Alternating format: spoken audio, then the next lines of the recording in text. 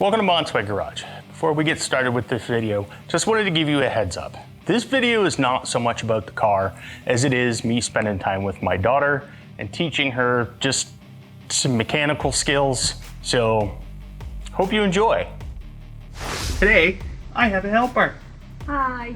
This is my daughter Autumn, and she's gonna give me a hand today and get all greasy. Yep. She loves classic cars. She wants one of her own. I do. So we're gonna have a little bit of fun. So the first thing that we're gonna take a look at is we've got a squeak going on.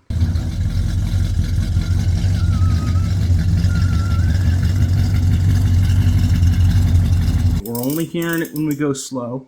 It gets faster as our speed increases. So we're gonna pop this off and take a look at the hub, take a look at the brake wear pattern, and see if it's maybe something with the brakes. Now, I know it looks like we're turning this the wrong direction, but as I mentioned in one of my previous videos, our driver's side lugs are reverse threaded. They're left-hand threads. Now, I suppose I could make this job a whole lot easier. Oh, hell no! But she's young. She needs to learn the good old-fashioned way. Put some elbow grease into it. One of the other things that we're going to check while we're in there is we're going to check the wheel bearings. I replaced the outer wheel bearings when I redid the brakes. I did not replace the inner wheel bearings. And I did not set preload on the wheel bearings with a torque wrench either. I just, me and my meat mitts, Smash! cranked it down. And so it could very well be that it's too tight as well. That's fine. Take it, turn it to the top, and that'll help too. Oh yeah, it's much better. Let's see, do I need to hold the wheel or anything? Nope. The lugs will hold it in place. Oh yeah. Hi, phone. Hello.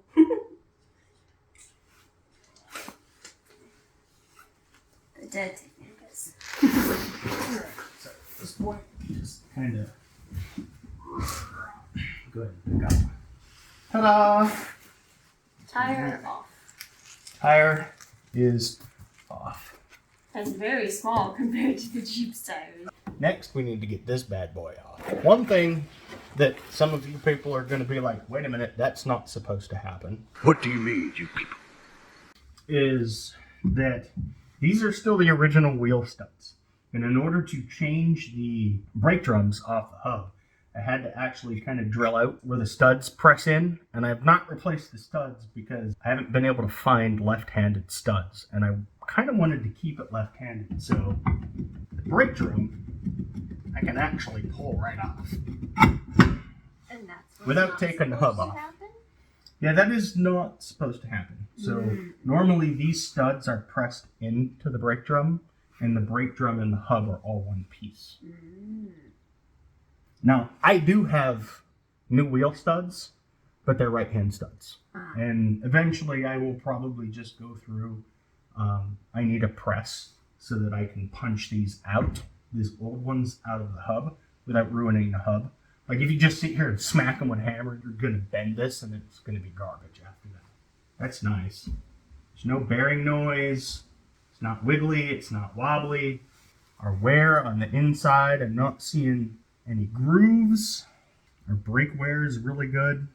And there's just a tiny bit of brake dust in there, but I don't think this is the source of our problem. And I also don't think this is the side that I'm hearing the noise from. I think I'm hearing it from the other side. No grinding from the bearings. I think my bearings on this side are good. Another thing I know needs to happen is I need to go through and replace all the bushings in the front end. And that is something that is going to happen sooner rather than later. Because my front end, like when I hit the brakes, the front end wobbles. And I know that's because it's my bushings for my strut on the passenger side are pretty much completely rotted out. That will be coming eventually.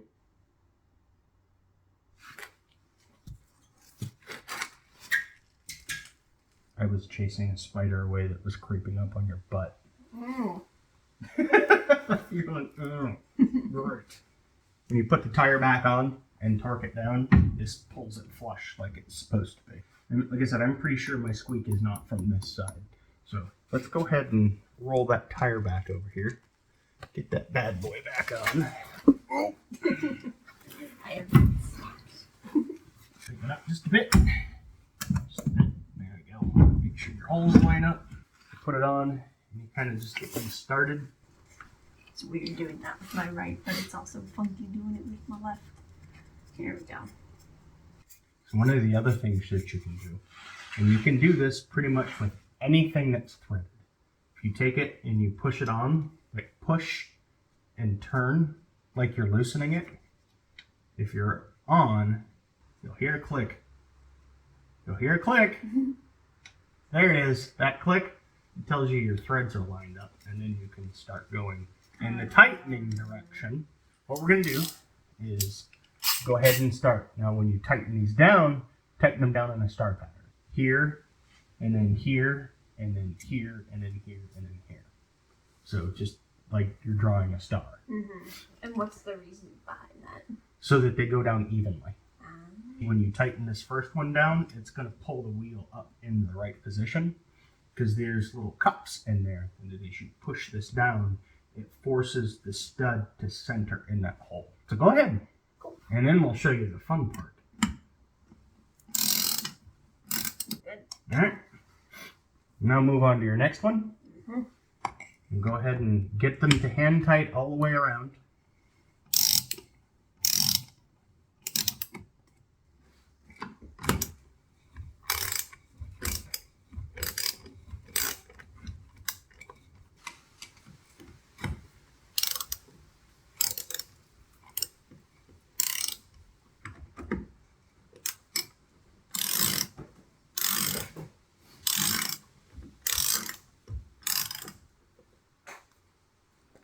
All right, so they're hand tight. Mm-hmm. All right, so this is the next part. This is a torque wrench. With this, you can set exactly how tight they are. But in order to do that, we've got to put it on the ground so it doesn't move when you try to turn it. Mm-hmm. Now, using the same star pattern, you're going to tighten those bolts down until you feel the torque wrench click. Okay. This is what's called a click type. There's two types. There's a click type and there's a beep type. All right, hold on. So I don't want to overdo it. No. So that's the thing. You don't have to worry. That's the whole point of a torque wrench. You hear that click? Mm-hmm. So you don't have to worry about over torquing it. That's what the click is for.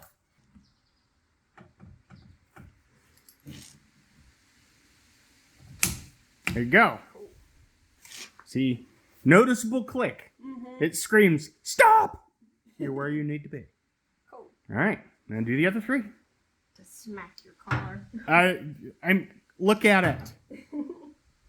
I still don't want to smack it. Ooh, hold still. Ooh.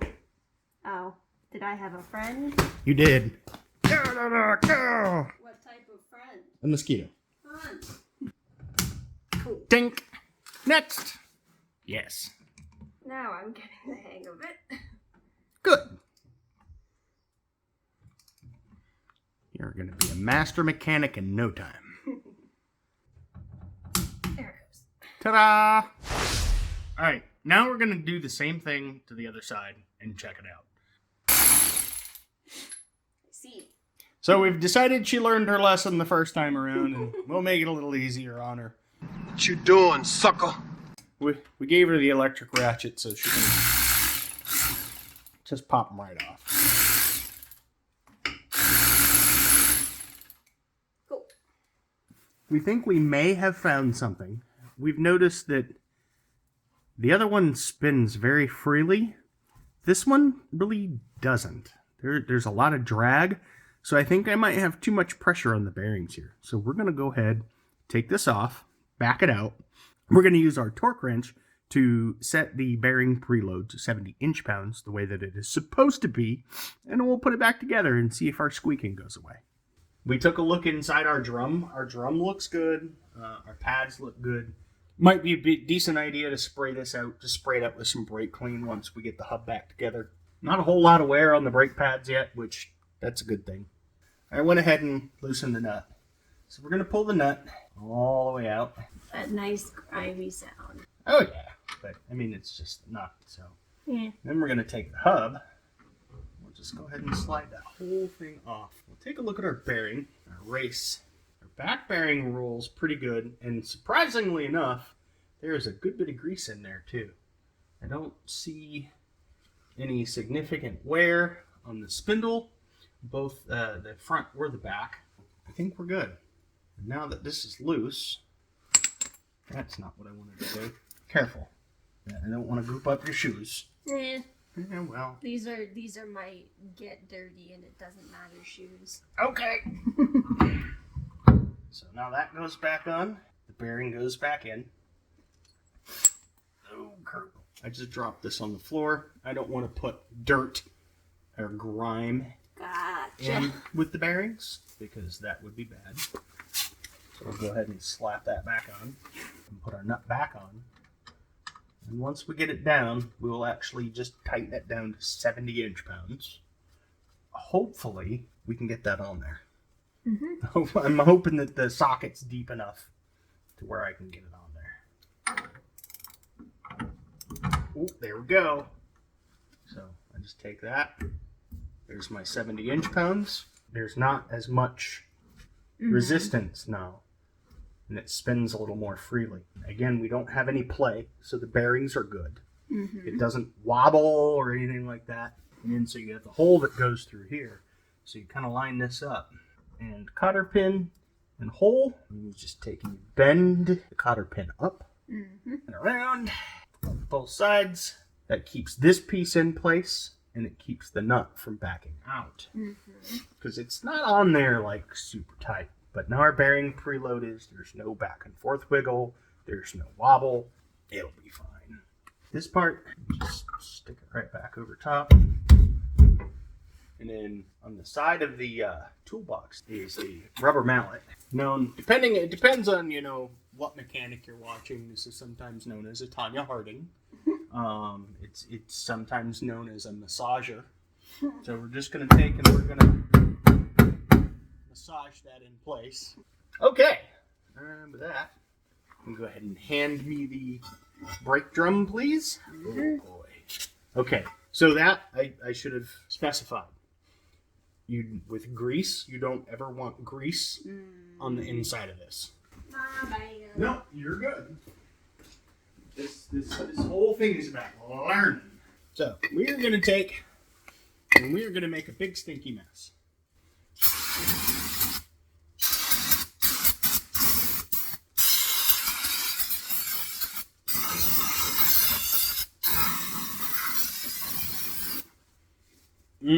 That's got a smell. Yes, it does.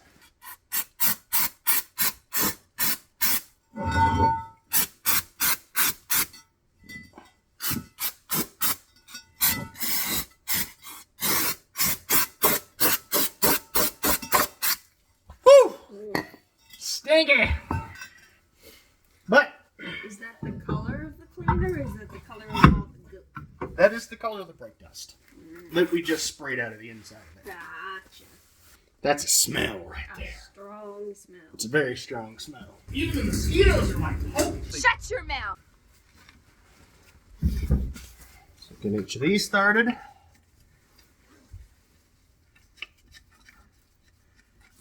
Teamwork makes the dream work. Yep. It's like a professional pit crew.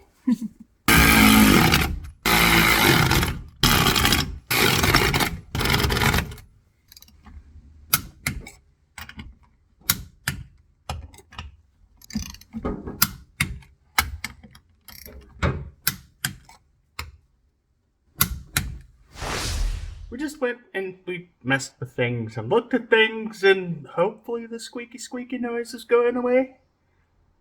We'll see. Nope. The other thing that we wanted to mess with was this bad boy.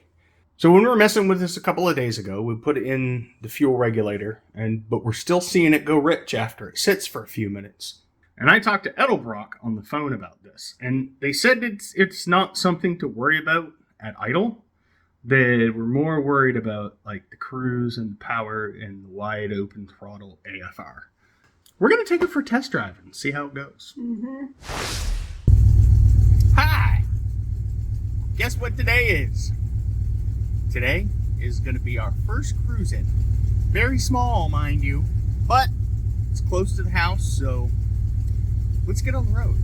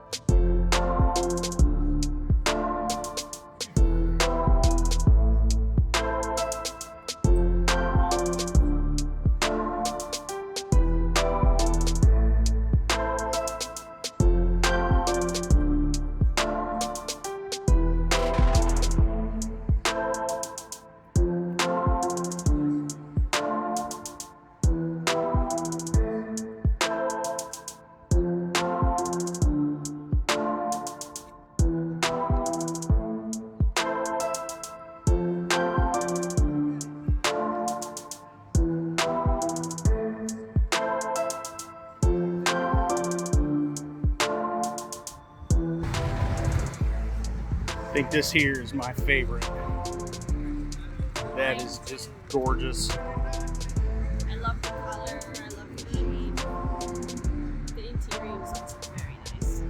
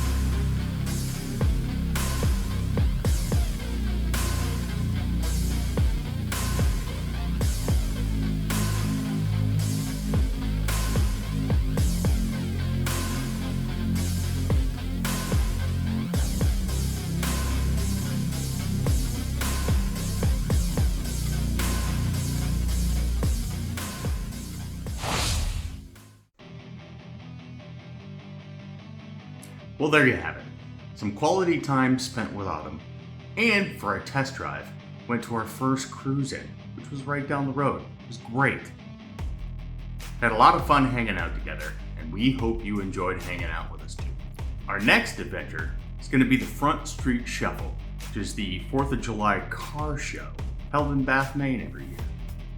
So stay tuned, because that video is coming soon. Bye, Felicia.